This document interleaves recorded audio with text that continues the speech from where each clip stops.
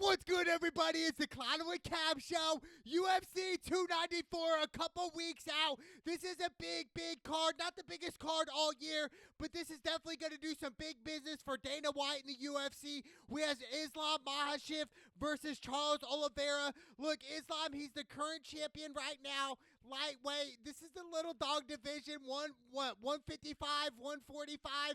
Still little dog. But look, for Charles Oliveira, he's been in the UFC for a while. He's 34-9, won no contest. But look, I've seen Charles Oliveira fight many times. And sometimes I've seen him fight where it's like, oh, wow, this dude is a beast. Charles Oliveira is a champion. And then other times I'm like, oh, man, he gave up. He gave up inside the octagon. He quit. And it's hard to say. It's a bitter pill to swallow. But that's just Charles Oliveira. You just don't know which one you're going to get. You don't know if you're going to get the champion, Charles Oliveira, or the quitter, Charles Oliveira. I just don't know. But obviously I'm going to go Islam. He's 24-1. His last loss was back in 2015. He got knocked out. He got sparked. But I just think for Islam, you're not a Khabib, even though Khabib is your boy. You learn everything from Khabib. Khabib had a great UFC career, undefeated, 29-0. But Islam, if he wins this fight, which I think he will, I do think Islam's going to get the winner of Colby Covington and Leon Edwards, which is a couple months away as well. I think it's in December. So I think, that's going to be great. But I don't think Islam wants to fight Colby Covington. I don't. Because you're not going to out-wrestle Colby. Colby has a better cardio than you. So I just think for Islam right now, it's just like he wants to see Leon Edwards win. Because he knows he can out-wrestle Leon. He cannot out-wrestle Colby Covington. He just can't. And I understand a lot of people don't like Colby Covington. There's some things that kind of rub me the wrong way. I'm like, dang, Colby's kind of heartless in a way sometimes, the things he say. But for Colby in UFC, he does good business. He gets more pay-per-view buys. And a lot of people are wondering, why is Colby Covington even fighting for the belt right now? He doesn't deserve it. It's been over a year since he last fought and all this jibber jabber. But at the end of the day, Colby Covington brings in the pay-per-view numbers. He brings in the big business for Dana White. That's why he's in this spot. And really, he fought Usman twice. And the second time, we could arguably say that Colby won that second fight. He won round 3, 4, and 5. So I think a lot of people are sleeping on Colby. I can't wait for that card. That's going to be epic. But I think Islam's going to do the same thing he's been doing. He's got 11 wins by submission. He's on a 12-fight win streak. Even though Islam's most recent fight was back in February, I believe, at UFC 284. He beat Alexander Volkanovski, which he's one of the top pound-for-pound guys. And even that fight, it was like, I don't know if Islam really won that fight. It's such a coin flip fight, a 50-50 fight, where it's just like, how do you decide here? And obviously they went Islam, but a lot of people, I didn't see it live, but a lot of people said that they thought Alexander Volkanovski won that fight by split decision. At the end of the fight, who's on top of him? And it was Islam on the bottom, getting ground and pounded by Alexander Volkanovski. So it was just one of the things where it's like, well, I think it's a little political. And as a fighter, you have to understand, don't leave it in the hands of the judges. You just don't. Because if you do, then you could get screwed, or you could have so many different excuses. Why didn't this work out in my favor even though I won the fight?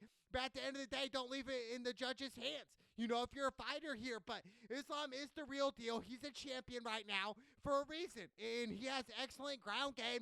And I think in this fight, I don't understand why the UFC wants to do a rematch to this fight. It was so one lopsided. I think Islam's going to do the same thing. He's going to get in there. He's going to take Charles Oliveira down and ground and pound him. And if he doesn't do that, I think he's going to beat him on the feet. But I just see, Islam really controlling this fight. He's going to put him up against the cage. He's really going to do whatever he wants to do in this fight.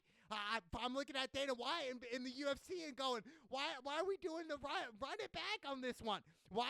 I don't understand. I think the run it back one was, Islam versus Volkanovski. That made sense to me to run that fight back. But they didn't do that. But, Dana White, he knows what he's doing. He's been in this business for decades, making millions of dollars, billions now. The UFC really blew up. But I just think for Islam, man, I think, like I said, I'm going Islam. He's minus 345 right now. Even though we're a couple weeks out of the fight, I still see Islam winning this fight.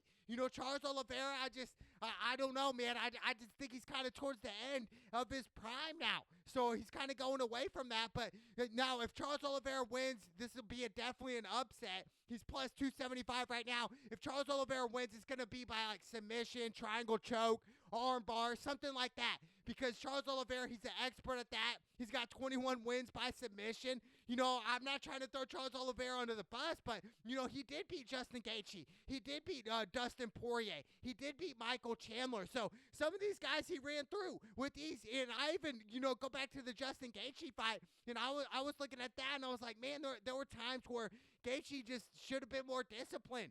Same thing with the Michael Chandler fight. Chandler hit him a couple times, rocked Charles Oliveira down, and just didn't capitalize on it. I think as a UFC fighter, it's so hard, right? I mean, we can say what we want. Obviously, we're not fighting inside the octagon.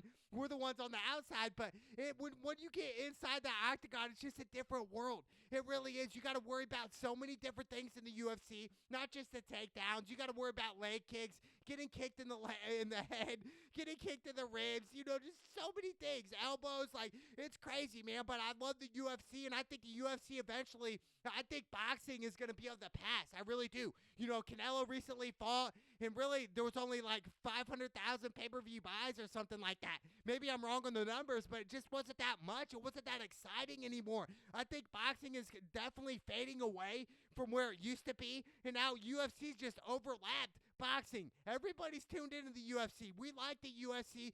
Yeah, it's just better. It's just better fight game. You can do more things. Boxing's just your hands. UFC, you can do you can leg kick, you can flying knee, flying elbow, just so many different things. So I think that's why the UFC is so much better than boxing, and I think boxing's of the past, but I definitely like Islam over Charles Oliveira in this matchup. And then we got Paulo Costa versus Khamzat Chimaev. Look, everybody was on Chimaev's train, the hype train. Yes, he's a good fighter, but when he fought Gilbert Burns, I was like, okay, he's battle-tested here. He got rocked a couple times, got even on the mat from Gilbert Burns, and I'm not saying Gilbert Burns, he's a top 5 fighter for sure in his class, but, come on, man. I just think Chimaev, everybody's hyping this guy up, and what's so funny about it, last year, the hype was to the max. But this year, Chimaev's kind of not as talked about as much. So I think for Chimaev here, he should really run through Paulo Costa. He really should. Even though Paulo Costa had some good moments in the UFC, 14-2. But I mean, I understand, the one of the losses I seen live, it was embarrassing. He got literally raped by Israel Adesanya. He got raped in there, and hopefully he didn't like getting raped, but it was one of them things where it's like, oh my gosh, it's just hard, dude. Dude, this is worse than anything we've seen inside the octagon, dude. He literally got raped. But I think Paulo Costa, the way he's going to win this fight is keep this fight on the feet. You're not going to win by, going to the ground. You're just not. I think, Chimaev, he realizes, look, my way to success here in the UFC is wrestling these guys. And I think these guys are fighting middleweight bout, which is crazy. But Chimaev, he missed weight last year by 8 pounds or something like that. They gave him a layup fight to fight Colby Covington, really. And the thing is, that didn't pan out. And Chimaev was over here barking, saying Colby was running. But, who didn't make weight? You know what I'm saying? For Chimaev, I think this was more of a kind of a joke to him, or just hey, I'm not going to take this sport so serious where I'm going to miss weight by 8 or 9 pounds. That's something wrong there. So I think for Chimaev, man, you got to learn discipline here. Eventually it's going to catch up to you. I mean, obviously talent will take you far in life, but without the hard work, without the discipline, without some of those tools, you're not going to make it in life. So I think Chimaev, this is a reality check here, and this is a time where Chimaev says, hey, I'm the real deal here. I'm going to run through Paulo Costa. I'm going to knock him out in spectacular fashion and just run through him. That's what you have to do if you're Chimaev here. I'm just tired of everyone hyping this guy up. Chimaev, he's the next great thing. He's the next great Anderson Silva, or the next great GSP. But come on, dude. He hasn't really fought anybody besides Gilbert Burns. I mean, he fought Kevin Holland back in September 22. That was last year. That was his most recent fight. Same thing with Koska. He recently fought back Luke Rockhold back in August 2022 last year. So both these guys haven't fought in over a year. So if I'm in the UFC and I'm a fighter, I want to be active. I want to fight 3 or 4 times a year. I don't care if I'm the superstar or the bottom of the pole. I want to fight 3 or 4 times a year. When you're only fighting once a year, dude, like, I just think it's not that good for you as a fighter. You want to get in rhythm. You want to have that flow. You want to have that swagger. So I think, that we see guys like Israel Adesanya or Alexander Volkanovski. These guys are fighting 3, 4 times a year. So that's what you want. I mean, Islam, he just fought back at UFC 284, which was this year. But that's only 2 fights in a year. So if I'm a UFC fighter, I want 3+ fights a year. I mean, you got to, man. That's how you're going to make the money. Get the pay-per-view buys. All this stuff adds up. But, for Paulo Costa, man, I think he's going to run out here. It looks like he's on roids. Looks like he's roided up. But I just think overall, man, I'm going Chimaev here. Or, excuse me, Chimaev. I'm going Khamzat. I'm going Khamzat Chimaev in this matchup, man. I am, dude. I mean, it's just, I think he's just overmatched. Paulo Costa, I think he's going to get ran through. I think he's going to get taken down and ground and pounded and just getting treated like a ragdoll. Just kind of like how Kevin Holland got treated like Chimaev. He just got, ragdolled. So I like Chimaev over Paulo Costa by knockout in this matchup. And then we got Johnny Walker on the card. He's 21-7. He's fighting this Russian dude who is an absolute monster. Okay, he's 18-1-1. This Russian dude recently lost a championship fight to Jan, which was really a split decision loss, which was super close fight. He could have been the champion. But for Johnny Walker, you're thinking, hey, this is a great opportunity here in Abu Dhabi. Like, I'm going to show out in front of everybody. Johnny Walker's got 18 wins by knockout, 17 first-round finishes. He's on a 3-fight win streak. So I think for Johnny Walker, this is an opportunity here to say, hey, I'm going to prove my critics wrong, even though I do think Johnny Walker's going to get sparked by this dude. This dude's Russian. I can't even pronounce his name, dude. Maganad, dude, this dude, he looks scary. He looks like a demon. He looks like he's ready to fight. It looks like he's ready to inflict violence on you. So I think these Russian cats are no joke. I'm telling you, they breathe fighting, dude. I mean, look at the Russians now, dude. I mean, they're invading. They're just a war. They're about war. They're about killings, man. Not every single Russian, but we look at history and realize Russia were some savages, and this dude looks like a complete savage. So I think Johnny Walker's gonna get sparked by him, but I would love to see Johnny Walker with the upset here. I really would. Johnny Walker, I'm rooting for you, buddy, but I just don't see it happening. I really don't. But the main event fight, I'm definitely going Islam over Charles Oliveira. Like I said, I don't understand how the UFC really wanted to get a run it back fight in number 2. But I just think overall, it's all Islam here. Islam's going to run through Charles Oliveira, and then Islam's going to get the winner of Colby Covington and Leon Edwards. And that's going to be interesting because if Colby Covington wins, Islam's going to have to go up in weight. He's going to have to go up to 170, which is probably his walking around weight, 170, 180 anyway. I mean, Islam cuts weight to fight these guys. So I think, as a fighter, if you're cutting a lot of weight week in and week out, man, that stuff adds up. It's not fun whatsoever. And I think that's really an easier way for you to get knocked out. Your body's dehydrated. Your brain doesn't have that liquid. It's bad. I think for Islam, man, fighting at 170 is going to be a challenge. He's used to fighting at 155, 145. I mean, these are little dog division. So, Islam, he's talking the big game to go up and fight at 170 and fight Colby Covington, dude. I think Colby's going to spark Islam. It's going to be a reality check for Islam, and I don't think Khabib likes Colby. I don't think anybody likes Colby in the UFC except his coaches. Really, I mean, that's just how it goes. This is the fight game. This is the ruthless fight game, dude. Like, nothing is fun about fighting, dude. Like, this is violence, dude. This is hatred. This is definitely everything what Jesus stood for was love.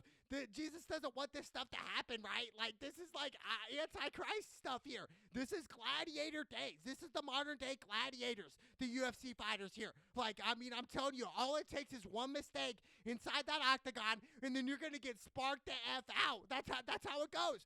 But I think I want to see that. I want to see Islam and Colby next year, next spring. That'll be huge. Maybe UFC 300. That'll be great. But I can't wait for UFC 294. Even though I don't think this card's going to bring as big numbers as we expect, even though it's in Abu Dhabi. But I think overall, man, the UFC and Dana White, they're winners right now, and they're making bread. They're making billions of dollars. So shout out to Dana White and the UFC, man. They're continuing to just succeed in life, dude, in the fight game. So I love it, man. So my two fight parlay on this card is definitely Islam and Khamzat Chimaev. These two guys, those are my lock picks of this card. I can't wait, man. UFC 294. It's the Cloud with Cam show. Let's go!